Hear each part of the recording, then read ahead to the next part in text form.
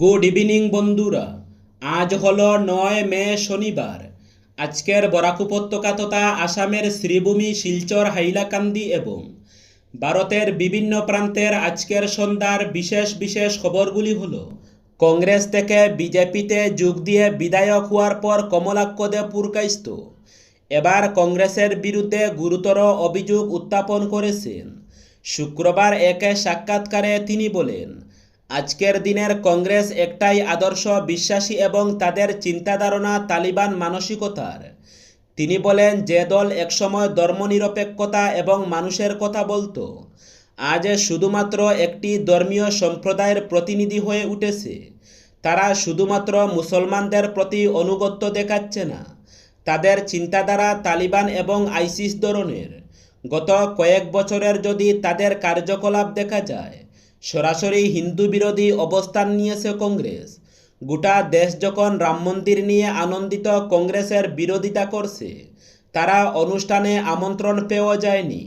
সমাজে বিভিন্ন সমস্যা রয়েছে, তবে তারা শুধুমাত্র নাগরিকত্ব সংশোধনী আইনের বিরোধিতা করেছিল, কারণ এতে এক বিশেষ সম্প্রদায়ের দূষণ করা হয়। এভাবে হিন্দু সম্প্রদায়কে তারা অপেক্ষা করেছে বলে আজ তাদের দলে শুধুমাত্র মুসলমান প্রার্থীরা বিজয়ী হয়েছেন। অসমে লাচিত বরফুকনের 400তম জন্মজয়ন্তী উদযাপন যখন হয়, কংগ্রেস বিরোধিতা করছিল। এর পেছনে কারণ একটাই, লাচিত যাদের বিরুদ্ধে লড়াই করেছিলেন তাদের তোষামোদ করা। দীর্ঘ কয়েক দশকের অপেক্ষার অবসান। 25শে বৈশাখের পুণ্যলগ্নে পশ্চিমবঙ্গের রাজনৈতিক ইতিহাসে সূচিত হল এক সম্পূর্ণ নতুন অধ্যায়। আজ কলকাতার ব্রিগেড প্যারেড গ্রাউন্ডে লক্ষ লক্ষ মানুষের সাক্ষী রেখে পশ্চিমবঙ্গের প্রথম বিজেপি মুখ্যমন্ত্রী হিসাবে শপথ গ্রহণ করলেন শুভেন্দু অধিকারী। রাজ্যপাল আর.এন. রবি তাকে শপথ বাক্য পাঠ করান। কবির গানের ভাষায় নতুনের ডাক দিয়ে বাংলায় শুরু হলো এক ভিন্ন রাজনৈতিক ইনিংস। এদিন প্রধানমন্ত্রী নরেন্দ্র মোদী এবং কেন্দ্রীয় স্বরাষ্ট্রমন্ত্রী অমিত শাহের উপস্থিতিতেই শপথ নিলেন শুভেন্দু এবং রাজ্যের বিজেপি সরকারের গোটা মন্ত্রিসভা। শপথ গ্রহণ অনুষ্ঠানে যোগ দেন 23টি রাজ্যের মুখ্যমন্ত্রী এবং একজাক কেন্দ্রীয় মন্ত্রী।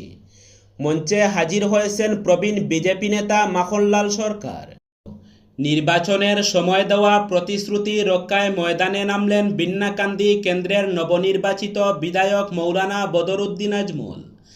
নির্বাচনের কয়েকদিন আগে ডবকা রাজস্ব চক্রের অন্তর্গত যমুনা মৌডাঙ্গা সংরক্ষিত বনাঞ্চল থেকে উচ্ছেদ হওয়া পরিবারগুলোর পাশে দাঁড়ানোর যে অঙ্গীকার তিনি করেছিলেন, জয়ের মাত্র 4 দিনের মাথায় তা বাস্তবায়নের কাজ শুরু করলেন তিনি। শুক্রবার দুপুরে গুয়াহাটি থেকে সরাসরি রুয়ারপাড় মাদ্রাসায় পৌঁছান বিধায়ক। সেখানে জুমার নামাজ আদায় শেষে স্থানীয় মানুষের সঙ্গে মত বিনিময় করেন এবং মসজিদের 2য় তলার কাজের জন্য 1 লক্ষ টাকা আর্থিক সহায়তার ঘোষণা দেন। শিক্ষার আলো পৌঁছে দেওয়ার অঙ্গীকার করেন। এরপর রুয়ারপাড় জ্ঞানদীপ একাডেমিতে উচ্ছেদ হওয়া শতাধিক পরিবারের মহিলাদের সঙ্গে এক সভায় মিলিত হন আজমল। সেখানেই তিনি বড় ঘোষণাটি করেন। যমুনা ও উদমারি এলাকার উচ্ছেদ হওয়া পরিবারের 650 জন ছাত্রছাত্রীর পড়াশোনার সম্পূর্ণ দায়িত্ব তিনি গ্রহণ করেন। আজমল বলেন, শিক্ষা কোনো শিশুর কাছ থেকে কেড়ে নেওয়া উচিত নয়। এই শিশুদের ভবিষ্যৎ সুরক্ষিত করা আমাদের নৈতিক দায়িত্ব। উচ্ছেদ হওয়া মানুষের পুনর্বাসনের লক্ষ্যে তিনি একগুচ্ছ পদক্ষেপের ঘোষণা দিয়েছেন। প্রথম পর্যায়ে শতাধিক পরিবারকে আজমল ফাউন্ডেশনের মাধ্যমে 4 লক্ষ টাকা ব্যয়ে একটি করে পাকা বাড়ি নির্মাণ করে দেওয়া হবে। পরবর্তীতে ধাপে ধাপে প্রতিটি ক্ষতিগ্রস্ত পরিবারকে এই প্রকল্পের আওতায় আনা হবে। আইনি লড়াই ক্ষতিগ্রস্তদের জমির পাট্টা ও নথিপত্র সংগ্রহ করে তাদের হয়ে আইনি লড়াই চালিয়ে যাওয়ার আশ্বাস দেন তিনি। ক্লাসরুমের ভেতর ছাত্র মৃত্যুর ঘটনা ভিন্ন মোড় নিল কাঠিগড়ায়। শুক্রবার বিকেলে হলিফ্লাওয়ার সিনিয়র সেকেন্ডারি স্কুলের পরিচালক মণ্ডলী, অধ্যক্ষ, শিক্ষিকা সহ মোট 7 জনকে অভিযুক্ত করে মামলা দায়ের করা হয়েছে। এদিকে শিশুপুত্র হারানো মায়ের অবস্থাও সংকটজনক। বৃহস্পতিবার কাঠিগড়ার বেসরকারি বিদ্যালয় হলিফ্লাওয়ার সিনিয়র সেকেন্ডারি স্কুলে শ্রেণীকক্ষের ভেতর প্রাণ হারান ওই স্কুলের কেজি 1-এর ছাত্র সাকিব আলম। এদিকে শুক্রবার বিকেলে কাটিগড়া থানায় ঘটনার বিবরণ জানিয়ে মামলা দায়ের করেন মৃত সাকিবের কাকা বিলাল উদ্দিন। তিনি এজাহারে স্কুলের মোট 7 জনকে অভিযুক্ত করেছেন। এতে রয়েছেন হলিফ্লাওয়ার স্কুলের ম্যানেজিং কমিটির doctor Haripada Deb, Mridul Nag principal in charge Sumpi Das, principal Mihir Nag, শিক্ষিকা নামসি নাথ, বেবি নাগ এবং কর্মচারী দীপা নাগ। কাটিগড়া থানার ওসি নীলকমল বড়ুয়া জানান, মামলা নথিভুক্ত হয়েছে, এ নিয়ে পুলিশ তদন্ত শুরু করেছে। ফকিরাবাজারে চুরির অভিযোগে যুবকের ছবিসহ ব্যানার। করিমগঞ্জ জেলার ফকিরাবাজার অঞ্চলে এক ঘটনাকে কেন্দ্র করে তীব্র চাঞ্চল্যের সৃষ্টি হয়েছে। সুপ্রাকান্দি গ্রামের বাসিন্দা মনিয়া হোসেন নামের এক যুবকের বিরুদ্ধে একাধিকবার চুরির অভিযোগ তুলে এবার সরাসরি জনসচেতনতার পথে হাঁটলেন এলাকাবাসী। অভিযোগ, দীর্ঘদিন ধরে বিভিন্ন বাড়ি ও দোকানে চুরির ঘটনায় জড়িত থাকার কারণে মনিয়াকে বহুবার হাতে নাতে ধরেছেন সাধারণ মানুষ। পরিস্থিতি এমন পর্যায়ে পৌঁছায় যে শেষ পর্যন্ত তাকে গ্রাম থেকেও তাড়িয়ে দেওয়া হয়েছে বলে জানা গেছে, কিন্তু তাতেও আতঙ্ক কমেনি। এলাকাবাসীর দাবি, মনিয়া যে কোনো সময় আবারও চুরির ঘটনা ঘটাতে পারে। সেই আশঙ্কা থেকেই এবার ফকিরাবাজারের বিভিন্ন গুরুত্বপূর্ণ স্থানে লাগানো হয়েছে বড় বড় ব্যানার। সেখানে মনিয়া হোসেনের ছবিসহ বিস্তারিত পরিচয় তুলে ধরা হয়েছে এবং সাধারণ মানুষকে সতর্ক থাকার আহ্বান জানানো হয়েছে।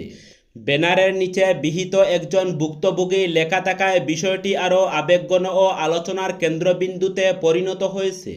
স্থানীয়দের বক্তব্য অনুযায়ী কয়েক মাস ধরে এলাকায় ছোটোখাটো চুরি, যেমন গৃহস্থলীর সামগ্রী এবং নগদ অর্থ হারিয়ে যাওয়ার ঘটনা বেড়ে যায়।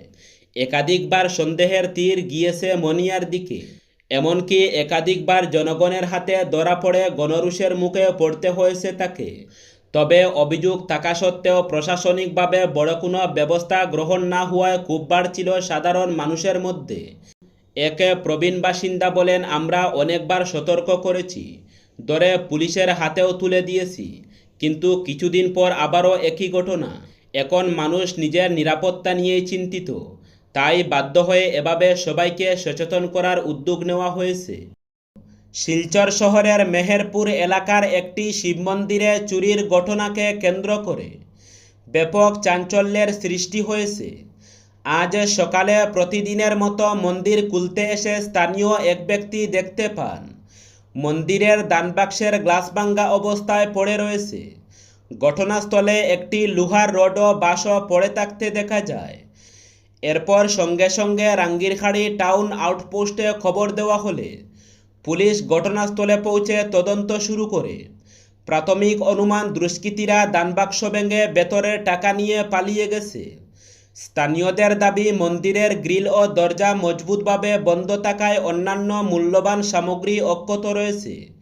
দুষ্কৃতীদের মূল লক্ষ্য ছিল দানবাক্সের টাকা। ঘটনার জেরে এলাকায় ক্ষোভের পরিবেশ তৈরি হয়েছে। স্থানীয় বাসিন্দারা দ্রুত তদন্তের মাধ্যমে অভিযুক্তদের গ্রেফতারের দাবি জানিয়েছেন। পাশাপাশি ধর্মীয় স্থানগুলোর নিরাপত্তা আরও জোরদার করারও দাবি উঠেছে।